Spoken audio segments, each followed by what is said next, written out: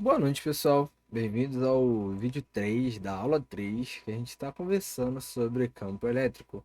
No último vídeo, no primeiro vídeo a gente viu o que é a noção de campo, no segundo vídeo a gente tratou como calculamos esse campo elétrico.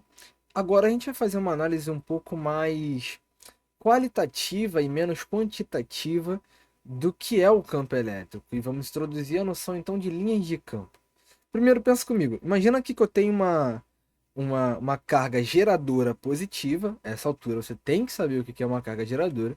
Então eu tenho uma carga geradora positiva. E nesse campo gerado pela carga geradora positiva, eu vou introduzir uma carga de prova também positiva e vou introduzir uma carga de prova negativa. O que vai acontecer? Aqui eu vou tentar, pelo resto da aula, tratar de roxo o que está acontecendo tanto com o campo quanto com a força em cada um desses casos. Primeiro, vamos pensar comigo. Se eu tenho duas forças aqui, duas cargas aqui que são positivas uma em relação à outra, o que vai acontecer com essa carga positiva de prova?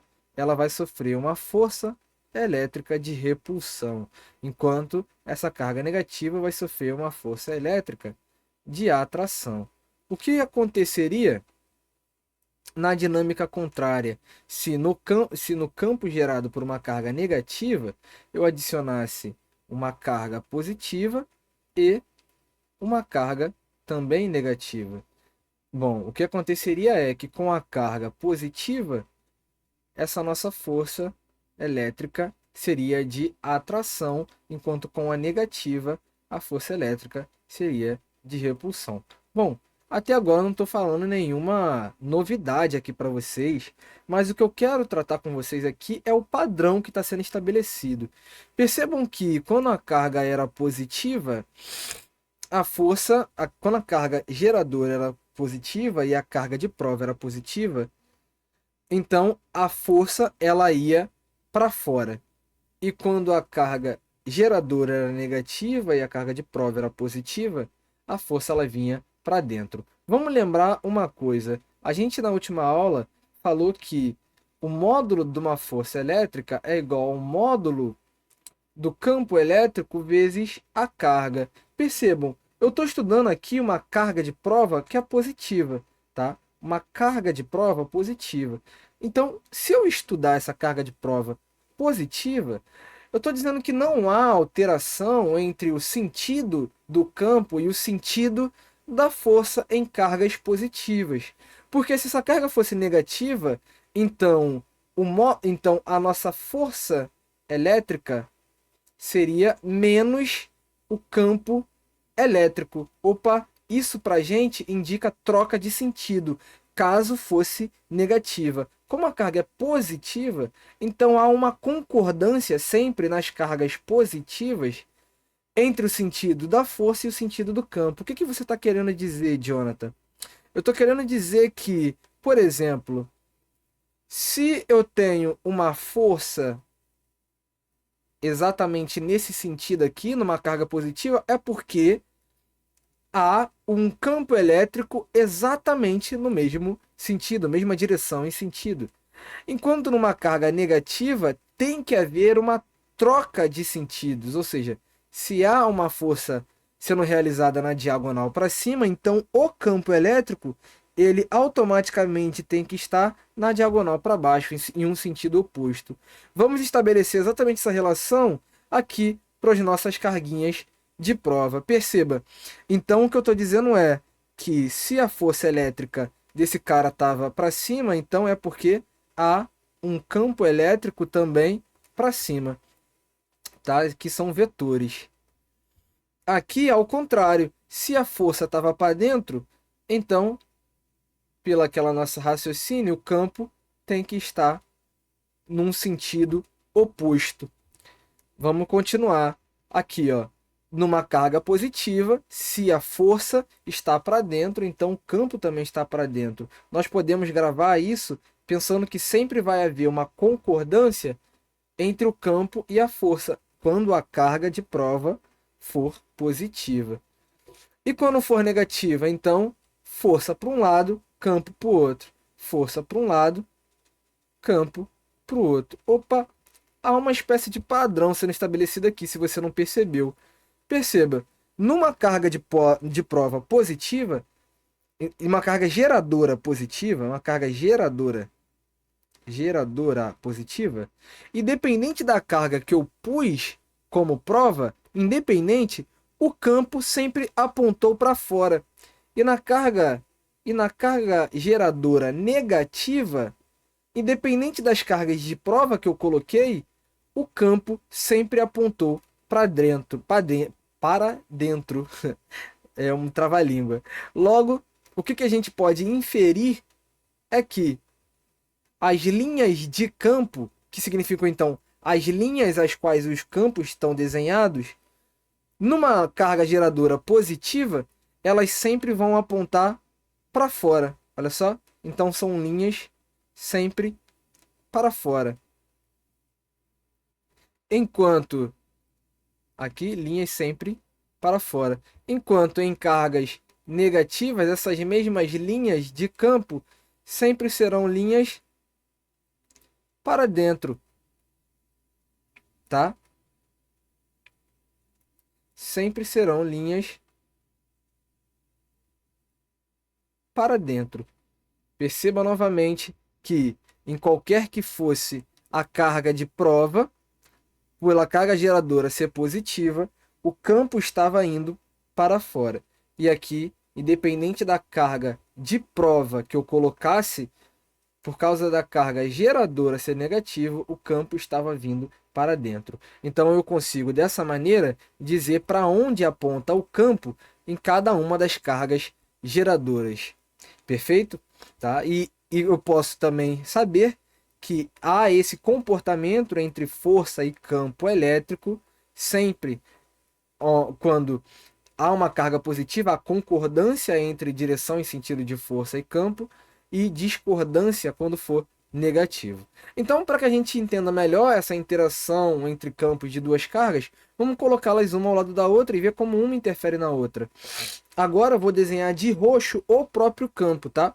Porque agora eu vou criar algo como se fosse comum a duas cargas. Então agora a linha de roxo será o nosso campo.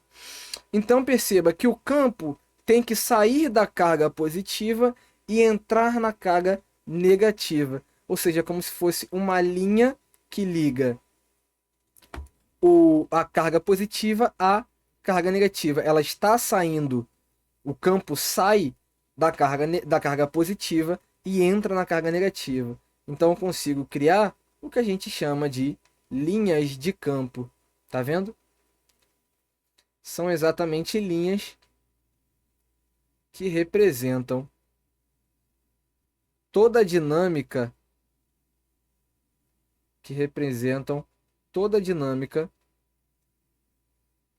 em um campo elétrico onde eu tenho uma carga negativa e outra positiva sendo postas.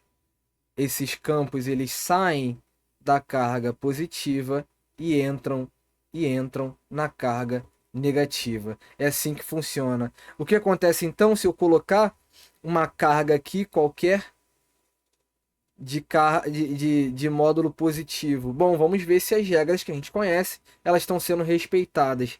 Como a carga de prova aqui é positiva e o campo está apontando nessa direção, então a força também tem que apontar nessa direção. Opa, é exatamente o que a gente diria que está acontecendo.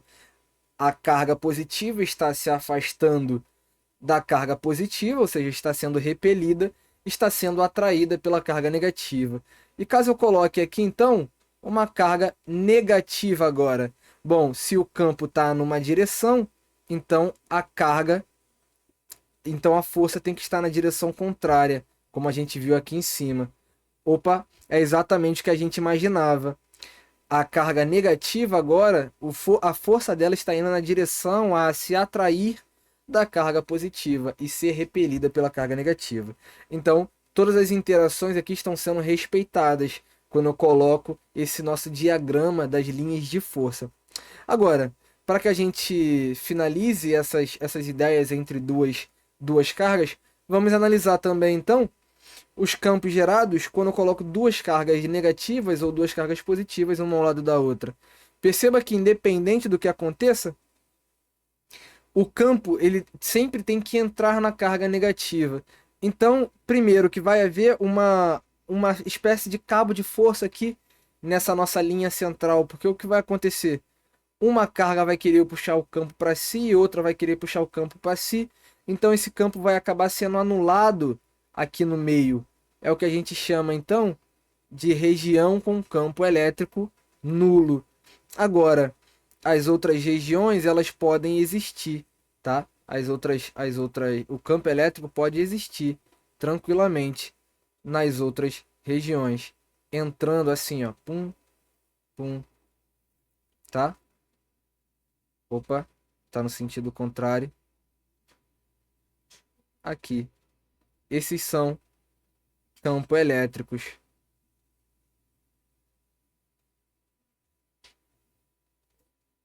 Tá? Esses são as linhas de campo de um campo elétrico.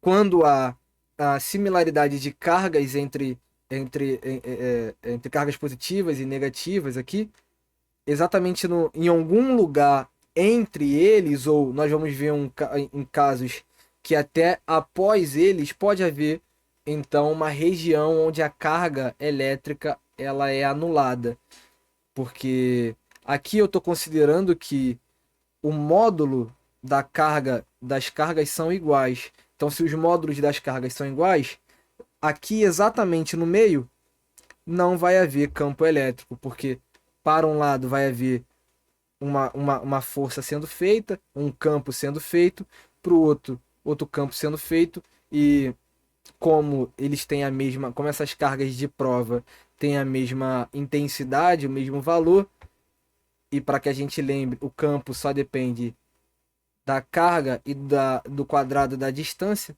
Então, esse local aqui, ele vai sofrer influência da mesma quantidade de carga, estando sobre uma mesma distância uma da outra. Logo, uma puxando em um sentido, outra puxando em outro sentido. Aqui no meio, o campo elétrico vai ser anulado. A mesma coisa vai acontecer quando eu tiver duas cargas que forem positivas. Elas vão ter campos que não se tocam, tá? Chegam muito próximo um do outro. São campos um pouco estranhos, mas todos na direção de saída de si, tá? Todos na direção de saída de si mesmo, como a gente viu lá. Mas caso essas cargas também tenham o mesmo módulo, aqui num local de distância igual para as duas, vai haver um, um campo elétrico nulo, porque para um lado vai haver essa carga geradora vai influenciar um campo elétrico para lá, e essa carga geradora vai influenciar um campo elétrico saindo para cá. Esses dois campos elétricos vão se anular. Então aqui no meio também há um campo elétrico nulo. Pronto, essas são as diagramações de forças que podemos fazer entre duas cargas cujas suas intensidades sejam as mesmas. Agora, o que é preciso e interessante a gente tentar estudar também são linhas com cargas em desigualdade de módulo, ou seja, onde há uma que claramente possui um campo maior, possui uma carga maior do que a do outro. Aqui, claramente, essa carga aqui é maior do que a carga Qzinho. E aí, como é que vai ficar essa nossa diagramação? Bom, levando em consideração que são duas cargas positivas, então tem que ser basicamente o que acontece aqui, tá vendo? Essas linhas têm que sair dos dois. Mas como um desses caras possui mais carga, então seu campo vai ser mais forte. Então, ao invés, por exemplo, do campo anular no meio, na metade entre os dois, esse campo pode se anular bem em cima, olha só, bem em cima da outra carga. Por quê? Porque agora o campo dessa carga maior é mais forte, tá? Então é uma possibilidade, por exemplo. Então, para que não se assustem ao ler lá a bibliografia do livro do ICF 2, lá vocês vão ter exatamente desenhos parecidos com esse, onde há desigualdades de carga e eu tenho que estudar a linha de campo entre esses dois caras. Bom, esse campo pode ser zero aqui, eu posso construir um cenário onde o campo seja zero depois da carga, de tão forte que essa carga for. Mas tudo depende da intensidade ou do valor de cada módulo das cargas.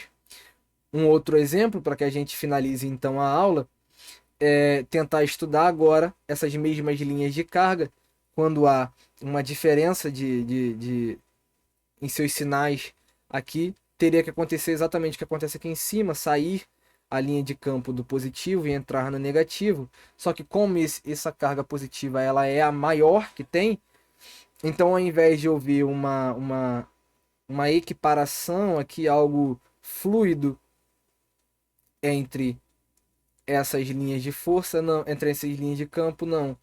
Então eu posso dizer que há muita linha de campo sendo acumulada próxima próxima à carga negativa, tá bom? Então, dessa maneira